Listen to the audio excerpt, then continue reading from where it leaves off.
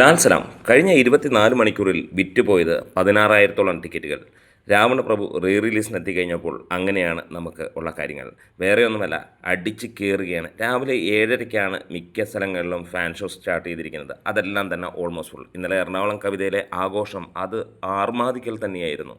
ഇന്ന് വീണ്ടും ഓരോ തിയേറ്ററുകളിലേക്ക് കടന്നു ചെല്ലുകയാണെങ്കിൽ ഇനിയും രാവിലെ 7:30-ക്ക് തുടങ്ങി 10 മണിക്കുണ്ട്, 10:20-ന്, 7:15, 10:30, അങ്ങനെയാണ്. രാത്രി 11 മണി, അങ്ങനെയാണ്. എറണാകുളം കവിതയിൽ 6ഓളം ഷോകൾ. രാവിലത്തെ ഷോ കഴിഞ്ഞു. ഇപ്പോൾ രണ്ടാമത്തെ ഷോ രാവിലെ 11 മണിക്കുണ്ട്, ഉച്ചയ്ക്ക് 2:15, 5:30, 8:40, 11:59. ഈ 8:40-ൻ്റെയും 11:59-നും ആരും അങ്ങോട്ട് പോകേണ്ട, കാരണം അത് ഫുള്ളായി കഴിഞ്ഞിരിക്കുന്നു എന്നുള്ളതാണ്. ഇനിയും എടുത്തു പറയാനുള്ള കാര്യം, ഹെവി ആയിട്ട് ഓടിക്കൊണ്ടിരിക്കുന്ന കാന്താര എടുത്ത് മാറ്റിയിട്ടാണ് കവിതയിൽ ഈ സിനിമ പ്രദർശിപ്പിക്കുന്നത്. 6 ഷോകൾ നിറഞ്ഞു കവിയുന്നു എന്ന് തന്നെ പറയാം. സിനിമയ്ക്ക് പ്രീസെയിൽ തന്നെ ഏകദേശം 40 ലക്ഷം രൂപയ്ക്ക് അടുത്തേക്ക് എത്തുന്നു എന്നുള്ള കാര്യങ്ങൾ, അതായത് അത്ര ഗംഭീരമായിട്ട് ആർമാദിക്കുകയാണ്. മികച്ച കുറച്ച് സിനിമകൾ വന്നു കഴിയുമ്പോൾ റിലീസിൻ്റെ ആവശ്യമുണ്ടോ എന്നുള്ള ചോദ്യം നമുക്ക് എല്ലാവർക്കുമുണ്ട്. പക്ഷേ ഇങ്ങനെയുള്ള സിനിമയൊക്കെ റിലീസിന് വന്നു കഴിഞ്ഞാൽ തിയേറ്റർ ആളിക്കത്തും. ലാലേട്ടൻ ഫാൻസ് എന്നുള്ള ആ ഒരു പോസ്റ്റർ നമ്മളിവിടെ കാണാൻ കഴിയും, അല്ലെങ്കിൽ തിയേറ്ററിൽ കാണാൻ കഴിയും. അത് തന്നെയാണ് തീപിടിക്കുന്നത്. അത് തന്നെ നമുക്ക് കാണാൻ കഴിയുന്നു. തിയേറ്ററിൽ ഈ സിനിമയുടെ പ്രദർശനം നടക്കുമ്പോൾ ആർമാദിക്കുക തന്നെയാണ്, ആഘോഷിക്കുക തന്നെയാണ്. ഈ സിനിമ നമ്മൾ ഒരുപാട് വട്ടം കണ്ടതായിരിക്കാം, പക്ഷേ എല്ലാവരും കൂടെ ഒത്തുചേർന്നുള്ള ഒരു ആഘോഷമായി മാറുകയാണ് ഇങ്ങനെയുള്ള സിനിമകൾ എന്ന് തന്നെ പറയാം. വീണ്ടും വീണ്ടും റിലീസ് രാജാവ് എന്നുള്ളത് ഉറപ്പിക്കുക കൂടെയാണ് ലാലേട്ടൻ.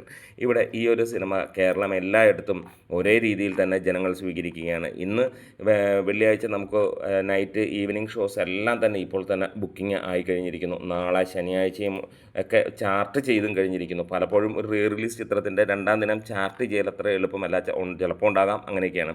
ഇപ്പോൾ തന്നെ നാളത്തെ ടിക്കറ്റുകൾ ഓൾമോസ്റ്റ് ഫുള്ളുമായി കഴിഞ്ഞിരിക്കുന്നു എന്നുള്ളത് തന്നെയാണ്.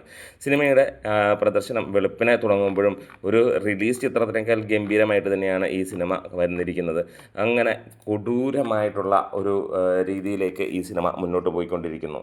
കേരളത്തിലെ വമ്പൻ തിയേറ്ററുകൾ, എറണാകുളം കവിത 1200-ഓളം അല്ലെങ്കിൽ 1130-ഓളം സീറ്റുകളുള്ള അവിടെയുള്ള 3ഓളം ഷോകൾ ഹൗസ്ഫുള്ളായി കഴിഞ്ഞിരിക്കുന്നു എന്നുള്ള കാര്യങ്ങൾ. അതിനകത്തിൽ ബാക്കിയുള്ള ഷോകളെല്ലാം ഓൾമോസ്റ്റ് ഫുള്ളിൽ നിൽക്കുന്നു. അതുപോലെ തൃശ്ശൂർ രാഗം 747 സീറ്റുകൾ, അവിടെയും ഫുള്ളായിരിക്കുന്നു. കോട്ടയം അഭിലാഷ് 735 സീറ്റുള്ള ആ തിയേറ്ററും നിറഞ്ഞു കവിഞ്ഞു. തിരുവനന്തപുരം A+ലെ 700 സീറ്റിലും നിറഞ്ഞു കവിയുന്നു. അതേപോലെ കോഴിക്കോട് കൈരളി 702 സീറ്റ്, അവിടെയും തീ പോലെ തന്നെ ആളുകൾ നിറഞ്ഞു കവിയുന്നു. ഇനിയും കേരളത്തിന് പുറത്ത് ബാംഗ്ലൂരിലേക്ക് പോയി കഴിഞ്ഞാൽ ബാംഗ്ലൂർ ലക്ഷ്മിയിൽ 1053-ഓളം സീറ്ററാണ്, അതും ഫുള്ളായിരിക്കുന്നു. ബാംഗ്ലൂർ ശ്രീനിവാസ തിയേറ്റർ എന്ന് പറഞ്ഞാൽ അവിടെ 774 സീറ്റുള്ള ആ തിയേറ്ററിൽ ഒരു ഷോ ഫുള്ളും ഒരു ഷോ 95% ആളുകൾ നിറഞ്ഞിരിക്കുന്നു എന്നുള്ളതാണ്.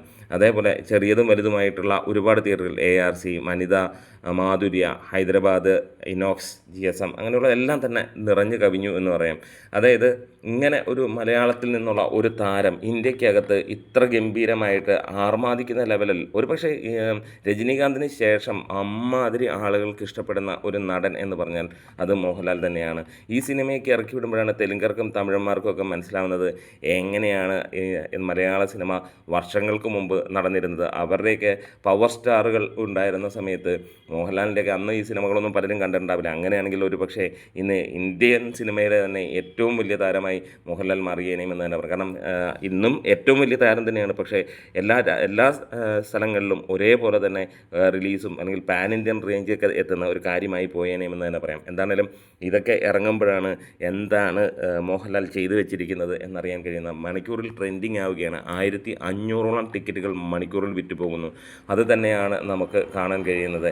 അതായത് തീ പറത്തി തന്നെയാണ് രാവണപ്രഭുവിൻ്റെ മികച്ച ഒരു സാമാന്യം ബിഗ് ആയിട്ടുള്ള റിലീസ് തന്നെയാണ് സിനിമയ്ക്ക് വരുന്നത്. ഒരുപക്ഷെ റിലീസ് ചിത്രങ്ങൾക്ക് ഇത്ര വലിയ റിലീസ് കിട്ടുമോ എന്ന് ചോദിച്ചാൽ ഇവിടെ ഇത് ആവശ്യമായി മാറുകയാണ്. അതേപോലെ തന്നെ മികച്ച പ്രീസെയിൽ 40 ലക്ഷം രൂപയ്ക്ക് മുകളിലേക്ക് എത്തുക എന്ന് പറഞ്ഞാൽ അത് ചെറിയ കാര്യമല്ല. ആദ്യ ദിനം തന്നെ സിനിമ 1 കോടിക്ക് മുകളിലേക്ക് എത്തും എന്നുള്ളത് നമ്മൾ ഇവിടെ എക്സ്പെക്റ്റ് ചെയ്യുകയാണ്. കാരണം ഇന്നത്തെ ഷോ കഴിയുമ്പോഴത്തേക്ക് അങ്ങനെ തന്നെയായിരിക്കാം കാര്യം.